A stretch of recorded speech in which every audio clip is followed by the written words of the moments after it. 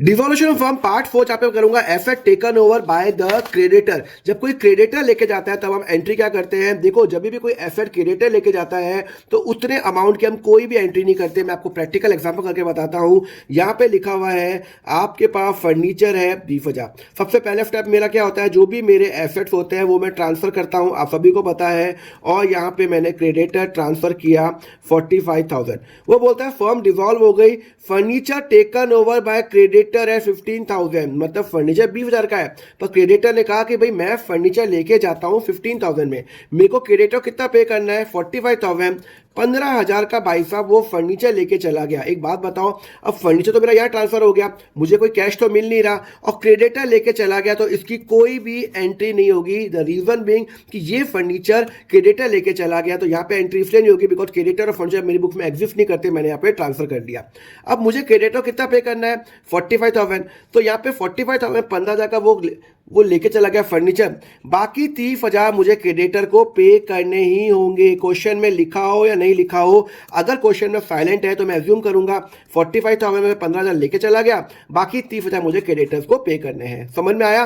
तो ध्यान रखना, फर्नीचर भले ही 20,000 का हो पर उसने वैल्यूएशन 15 की लगाई, तो 45 में 15,000 रुपए मैंने उसको फर्नीचर दे दिया, बाकी के 30,000 रुपए मैंने क्या किया, उसको मैंने क्या दे दिया, उसको कैश दे दिया। क्लियर है? एक और एग्जाम्पल करते हैं। फर्म डिसॉल्व हो गई, furniture is taken over by creditor 50,000।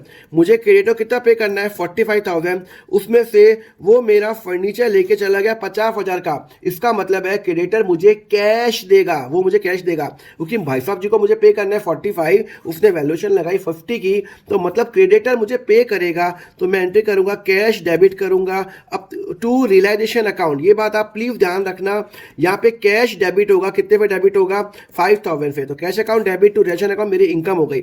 मेरा फर्नीचर 20 का है, उसने उसकी वैल्यूएशन लगाई 50,000, हो सकता है उसने ज्यादा वैल्यूएशन लगाई है, तो अल्टीमेटली क्रेडिटर मुझे 5,000 पे करेगा। ध्यान रखना, जो फर्नीचर क्रेडिटर लेके चला गया उसकी एंट्री नहीं हो रही, 45 की एंट्री नहीं हो रही है, सिर्फ 5,000 जो मेरा बैलेंस बच गया उसकी मैं एंट्री करूंगा, वो मुझे कैश देगा, तो यहाँ पे मैं ये एंट्री करूंगा। क्लियर है? एक और केस करते हैं। यहाँ लिखा हुआ है कि furniture taken over by creditor at full settlement of his account. लो भाई, यहाँ पे कितना फर्नीचर है, मुझे कितना पे करना है क्रेडिटर को 45,000। वो बोलता है कि मैं 20,000 का फर्नीचर लेके चला गया और मुझे कुछ नहीं चाहिए, फुल सेटलमेंट। फुल सेटलमेंट का मतलब होता है उसको कुछ और अमाउंट नहीं चाहिए, तो इसका मतलब है there will be no entry. Sir कोई एंट्री क्यों नहीं होगी? अरे भैया फर्नीचर ट्रांसफर कर लिया, क्रेडिटर यहाँ पे ट्रांसफर कर लिया, क्रेडिटर को मुझे पे कुछ करना नहीं है, फर्नीचर से कुछ आना नहीं है। क्रेडिटर ने कहा मेरी जितनी भी लाइबिलिटी है मुझे सिर्फ ये फर्नीचर दे दो और मेरा यहाँ पे हिसाब बराबर हो गया, तो यहाँ पे मैंने ये कर लिया। क्लियर है? चलो ऐसी फंडा के लिए फॉलो करो अकाउंट फंडा।